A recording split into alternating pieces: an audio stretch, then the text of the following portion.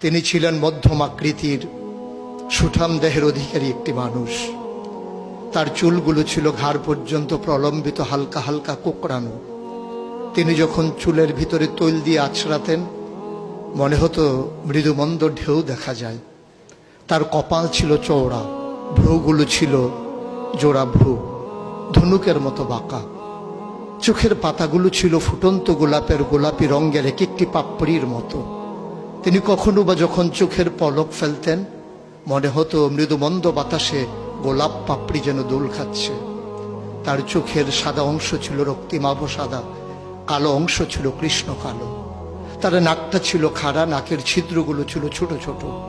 নাকের নিচে ছিল সরু চিকন গোফ, গোপের নিচেই সেই গোলাপি রঙের ঠোঁট।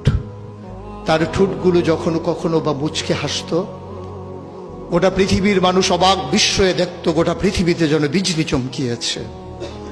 তিনি কখনো বা যখন এই রাস্তা দিয়ে হেঁটে যেতেন, 1 মাস পরেও কখনো যখন সাহাবা হাঁটতেন তার গায়ের জান্নাতি গন্ধ তারা পেতেন।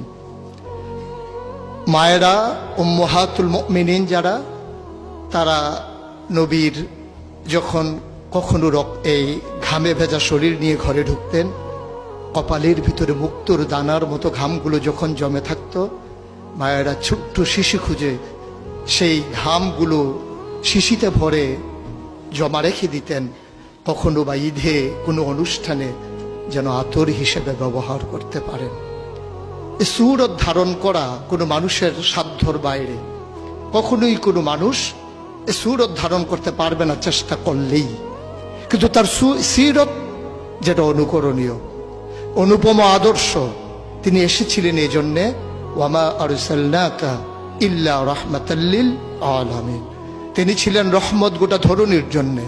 যেমন করে আল্লাহ বলেছেন, ফাবিমা রাহমাতিন মিনাল্লাহি লিনতা লাহুম ওয়ালাউ কুনতা ফাজ্জান গালিজাল কলব লানফাদ্দু মিন হাওলিক ফাআফু আনহুম ওয়াস্তাগফির লাহুম ওয়াশাওিরহুম ফিল আমর ফাইযা আযামতা ফাতাওয়াক্কাল আলাল্লাহ ইন্নাল্লাহা ইউহিব্বুল মুতাওয়াক্কিলিন।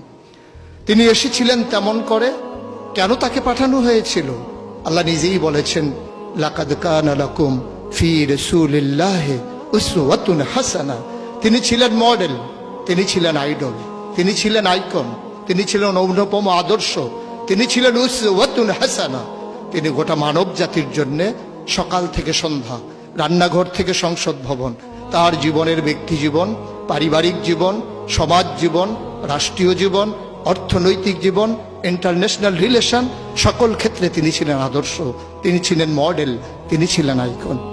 ১বিংশ শতাব্দীর সূচনা লগ্নে দাঁড়িয়ে গোটা পৃথিবী যখন ঝঞ্ঝা বিক্ষুব্ধ, গোটা পৃথিবীর মানবতা যখন আজকে ভুলণ্ঠিত, আজকে শুধু মুসলিম নয়, গোটা মানুষ যখন আজকে অপর মানুষের ভোটের নিচে পৃষ্ঠ হচ্ছে তার জীবন, মানুষগুলো যখন আজকে রক্তে রঞ্জিত হচ্ছে তার গোটা দেহ, সেই ফিলিস্তিনের দুধু মরুভূমি আজকে যখন আমার কিশোর ভাইয়ের রক্তে রঞ্জিত, সেই ঝিলাম নদীর পানি আজকে যখন স্বচ্ছ স্ফটিকের মতো আর নেই, কাশ্মীরের ভাইয়ের রক্তে যখন রঞ্জিত, পার্শ্ববর্তী আরাকানের মুসলমানেরা আজকে উখিয়ার সেই টেকনাফের তাঁবুর নিচে তারা যখন মানবেতর জীবন যাপন করছে, আজকে বারবার মনে পড়ে সেই নবীজির কথা। তিনি যদি আজকে আসতেন কোনো একটা ভূখণ্ডে, আমরা যদি দৌড়ে দৌড়ে তার কাছে যেতে পারতাম, গোটা মানবতা যদি বলতে পারতাম মুক্তি চাই, স্বাধীনতা চাই, ভোটের নিচ থেকে জীবন চাই, তিনি হয়তো আঁকড়ে ধরে বলতেন এখানেই শান্তি, চলে এসো উদখুলু ফিস সিলমি কাফা, তাহলেই তোমাদের জন্য প্রশান্তি, তাহলেই তোমাদের জন্য মৃত্যুর, স্বাভাবিক মৃত্যুর গ্যারান্টি। কখনোই আর ঝঞ্ঝা বিক্ষুব্ধ পৃথিবীতে তোমাদেরকে বুক পেতে দিতে হবে না বুলেটের সামনে।